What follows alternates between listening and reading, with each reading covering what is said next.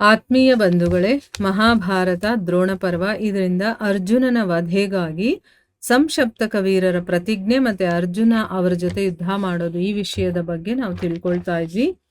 ಓದ ಭಾಗದಲ್ಲಿ ಅರ್ಜುನ ಯುಧಿಷ್ಠಿರನಿಗೆ ಹೇಳಿ, ಈಗ ಸಂಶಪ್ತಕರ ಜೊತೆ ನಾನು ಯುದ್ಧ ಮಾಡೋದಕ್ಕೆ ಹೋಗ್ಬೇಕು, ನೀವೇನು ಹೆದರ್ಕೊಳ್ಬೇಡಿ, ಪಾಂಚಾಲ ರಾಜಕುಮಾರರು ನಿಮ್ ಜೊತೆ ಇದ್ದಾರೆ, ಆಚಾರ್ಯರು ತಮ್ಮ ಮನೋರಥವನ್ನ ಪೂರ್ತಿ ಮಾಡೋದಕ್ಕೆ ಅವ್ರು ಬಿಡೋದಿಲ್ಲ, ನೀವು ವೀರರು ನಿಮ್ಮ ಅಕ್ಕಪಕ್ಕ ಇದ್ರೆ ಅಲ್ಲಿರಿ, ಇಲ್ಲ ಅಂತಂದ್ರೆ ನೀವು ಸಂಗ್ರಾಮ ಭೂಮಿಯಲ್ಲಿ ಇರಕ್ ಹೋಗ್ಬೇಡಿ ಅಂತೆಲ್ಲ ಹೇಳಿ ಅರ್ಜುನ ಹೋಗ್ತಾನೆ.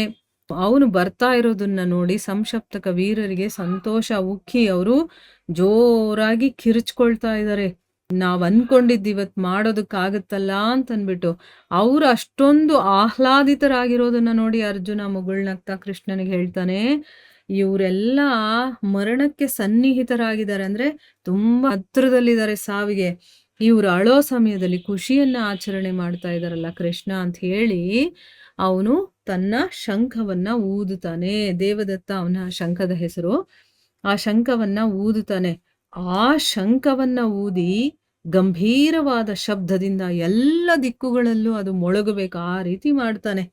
ಈಗ ಆ ಶಬ್ದದಿಂದ ಏನಾಯ್ತು, ಭಯಭೀತರಾಗಿ ಸಂಶಪ್ತಕರ ಸೈನ್ಯ ಬಂಡೆ ಹಾಗೆ ನಿಶ್ಚೇಷ್ಟರಾಗ್ಬಿಡ್ತಾರೆ. ಏನ್ ಖುಷಿಯಿಂದ ಕುಪ್ಪಳಿಸ್ತಾ ಇರ್ತಾರ, ಆ ಸೌಂಡ್ ಬಂದಿದ ತಕ್ಷಣ ಅವರು ಕಲ್ಲು ಬಂಡೆ ತರ ನಿಂತ್ಕೊಂಡ್ಬಿಡ್ತಾರೆ. ಅವ್ರ ಕುದುರೆಗಳ ಕಣ್ಣುಗಳೆಲ್ಲ ಹೊಡೆದೋಗ್ಬಿಡುತ್ತೆ ಆ ಸೌಂಡ್ಗೆ.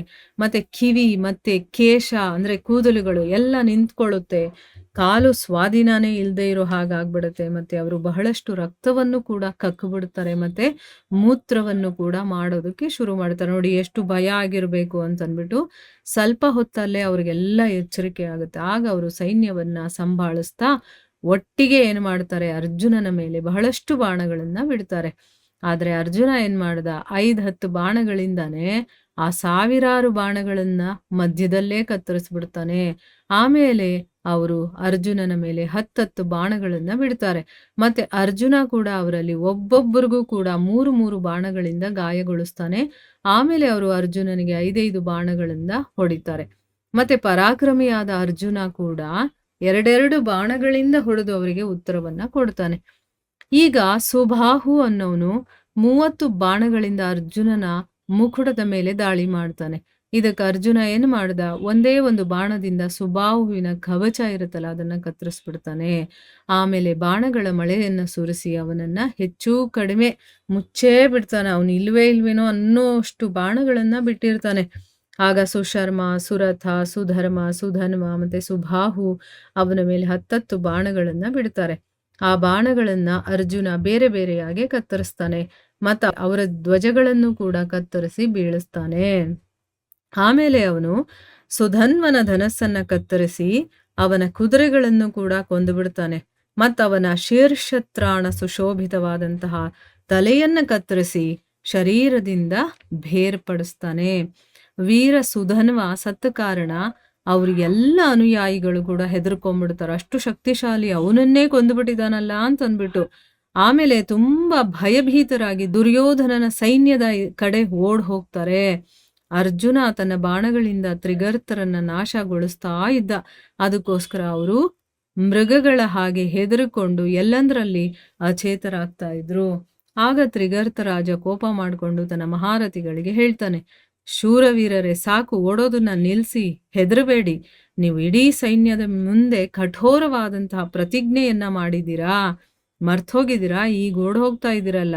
ಈಗ ದುರ್ಯೋಧನನ ಸೈನ್ಯದ ಹತ್ರ ಹೋಗಿ ಇದೇ ಬಾಯಿಂದ ಏನ್ ಹೇಳಿದ್ರಿ, ಅಂದ್ರೆ ಏನು, ನೀವು ಎಲ್ಲರ ಮುಂದೆನೂ ಪ್ರತಿಜ್ಞೆ ಮಾಡಿದ್ದೀರಾ, ಈಗ ನೀವೇ ಓಡ್ತಾ ಇದ್ದೀರಾ. ಜಗತ್ತಲ್ಲಿ ಈ ರೀತಿಯ ಕೆಲಸವನ್ನ ಮಾಡೋದ್ರಿಂದ ನಿಮ್ಮನ್ನ ನೋಡಿ ಜನಗಳು ಜಗತ್ತಲ್ಲಿ ನಗ್ತಾರೆ. ಅದಕ್ಕೋಸ್ಕರನೇ ಹಿಂದಿರುಗಿ ಬನ್ನಿ, ನಾವೆಲ್ಲ ಸೇರಿ ನಿಮ್ಮ ಶಕ್ತಿಯ ಅನುಸಾರ ಪರಾಕ್ರಮವನ್ನ ತೋರಿಸೋಣ. ಅಂದ್ರೆ ನಮ್ಗೆ ಎಷ್ಟೆಷ್ಟು ಶಕ್ತಿ ಇದೆಯೋ ಅದರ ಪ್ರಕಾರನೇ ನಾವು ಯುದ್ಧ ಮಾಡೋಣ ಅಂತ ಆ ತ್ರಿಗರ್ತ ರಾಜ ಹೇಳ್ತಾನೆ. ರಾಜ ಈ ರೀತಿ ಹೇಳಿದ ಮೇಲೆ ಆ ವೀರರು ಪರಸ್ಪರ ಹರ್ಷವನ್ನು ಪ್ರಕಟಗೊಳಿಸ್ತಾ ಶಂಖಧ್ವನಿ ಮತ್ತೆ ಕೋಲಾಹಲವನ್ನ ಮಾಡೋದಕ್ಕೆ ಶುರು ಮಾಡ್ತಾರೆ. ಆಮೇಲೆ ಅವರು ಸಂಶಪ್ತಕ ಮತ್ತೆ ನಾರಾಯಣ ಸಂಗಕರು ಅನ್ನುವಂತಹ ಗೋಪರು ಸತ್ತ ಮೇಲೂ ಕೂಡ ಹಿಂದೆ ಸರಿದೆ ಮೈದಾನದಲ್ಲಿ ಬಂದು ನಿಂತ್ಕೊಳ್ತಾರೆ. ಅಂದ್ರೆ ತುಂಬಾ ದೊಡ್ಡ ದೊಡ್ಡ ವೀರರು ಸತ್ತೋಗಿದ್ರು ಕೂಡ ಆ ಮಾತುಗಳನ್ನೆಲ್ಲ ಕೇಳಿ ಅವರಿಗೆ ಮತ್ತೆ ಯುದ್ಧ ಮಾಡಬೇಕು ಅಂತ ಜೋಶ್ ಬರುತ್ತೆ. ಅವರು ಮೈದಾನದಲ್ಲಿ ಬಂದು ನಿಂತ್ಕೊಳ್ತಾರೆ. ಸಂಶಪ್ತಕರು ಮತ್ತೆ ಹಿಂದಿರುಗಿ ಬಂದಿದ್ದನ್ನ ನೋಡಿ ಅರ್ಜುನ ಭಗವಂತ ಶ್ರೀಕೃಷ್ಣನಿಗೆ ಹೇಳ್ತಾನೆ, ಹೃಷಿಕೇಶನೇ, ಕುದುರೆಗಳನ್ನ ಮತ್ತೆ ಸಂಶಪ್ತಕರ ಕಡೆ ತಗೊಂಡು ಹೋಗಿ, ನನಗನ್ನಿಸ್ತಾ ಇದೆ ಇವರು ಶರೀರದಲ್ಲಿ ಪ್ರಾಣ ಇದ್ದಾಗ ಯುದ್ಧದ ಮೈದಾನವನ್ನ ಬಿಡೋದಿಲ್ಲ ಅಂತ ಅನ್ಸುತ್ತೆ. ಅಂದ್ರೆ ಅವರು ಸತ್ ಮೇಲೇನೆ ಅವರು ಈ ಶರೀರವನ್ನ ಹೊರಗಡೆ ತಗೊಂಡೋಗೋದು. ಈಗ ಓಡೋಗ್ಬೋದಾಗಿತ್ತು, ಆದ್ರೆ ಮತ್ತೆ ವಾಪಸ್ ಬಂದಿದ್ದಾರೆ ಅಂದ್ರೆ ಅವ್ರ ಪ್ರಾಣ ಹೋಗಬೇಕು ಅಂತ ನಿಶ್ಚಯ ಆಗಿದೆ ಅನ್ಸುತ್ತೆ. ಈ ದಿನ ನೀವು ನನ್ನ ಅಸ್ತ್ರಬಲ ಮತ್ತೆ ಧನಸ್ಸು ಮತ್ತೆ ಭುಜಗಳ ಪರಾಕ್ರಮವನ್ನ ನೋಡಿ ಅಂತನ್ಬಿಟ್ಟು ಭಗವಂತನಿಗೆ ಹೇಳ್ತಾನೆ. ಭಗವಂತ ಶಂಕರ ಹೇಗೆ ಪ್ರಾಣಿಗಳ ಸಂಹಾರವನ್ನ ಮಾಡ್ತಾನೋ ಅದೇ ರೀತಿ ಈ ದಿನ ನಾನು ಇವರನ್ನ ಧರಾಶಾಯಿಗೊಳಿಸ್ತೀನಿ, ಅಂದ್ರೆ ಅವರನ್ನೆಲ್ಲ ಕೊಲ್ತೀನಿ ಅಂತ ಅಂದ್ಬಿಟ್ಟು ಹೇಳ್ತಾನೆ.